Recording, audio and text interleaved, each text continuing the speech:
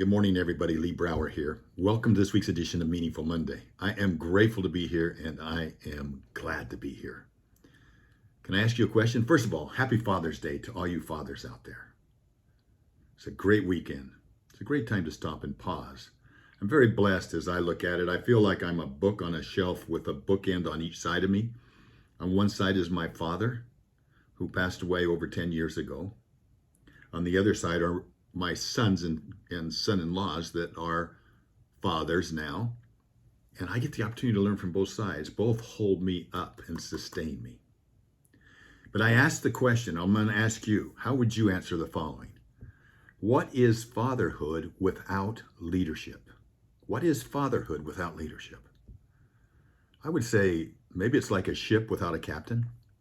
The ship is functional, and capable of reaching a destination, but without a captain to set the course, to guide it through rough waters and make decisions that impact the well-being of the crew, the journey can be aimless, uncertain, and potentially hazardous.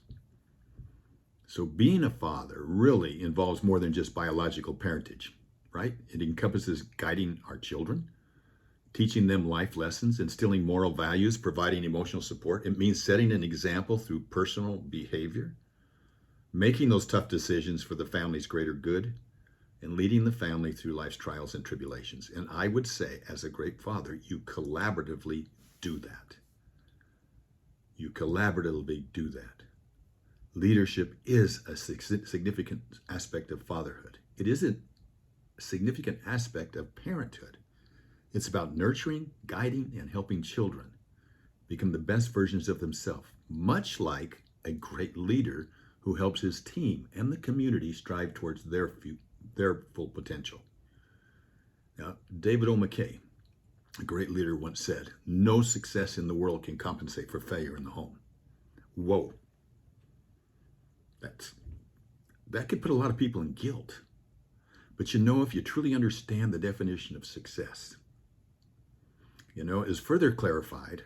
His statement was further clarified when he said, "You haven't failed until you've stopped loving them."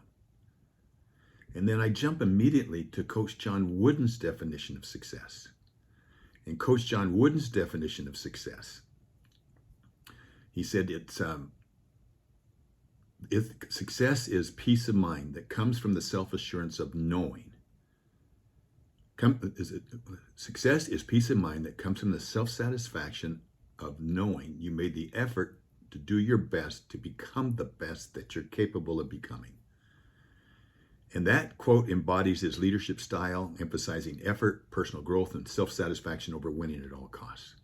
I had the opportunity to spend several years with Coach Wooden at his side as we prepared for and talked about through a year who would be the top leading men's and women's coaches in the nation. It was his role to select the John and Nellie Wooden men and women's coach. And I was very fortunate to be at his side through every year that happened. He was known, he was the only coach to ever win. He won 10 national championships out of the 12 years. But his success wasn't limited only to the basketball court. He was equally admired. If you talk to any of his players, they would talk about Coach Wooden being the key to their success. His leadership for success was rooted in a thing he called the pyramid of success. And go look it up if you haven't seen it. In fact, there's a great children's book around it called The Pyramid of Success. And that's what he used in it with his teams and with his family. I got to know his daughter Nan and his son Jim, their 7 grandchildren.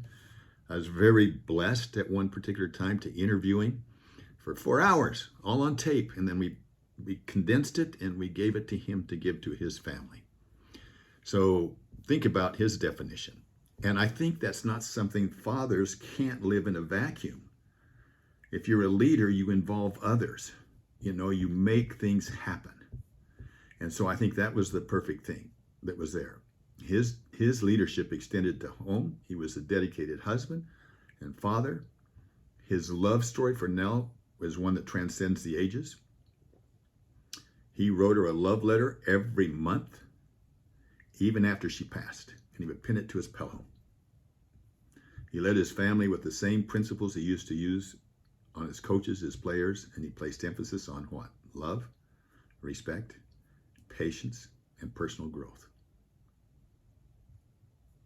So for me, his life serves as a reminder that the principles of great leadership are universal. They apply to every realm, whether it's at home or outside of it. It's not about the victories, but it's about the peace of mind, knowing you've done your best.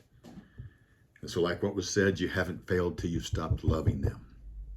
That's our main role. When you really think about it, our main role is to love our children, teach our children, protect our children, and help them become better choice makers in this world. And the first thing is to love them.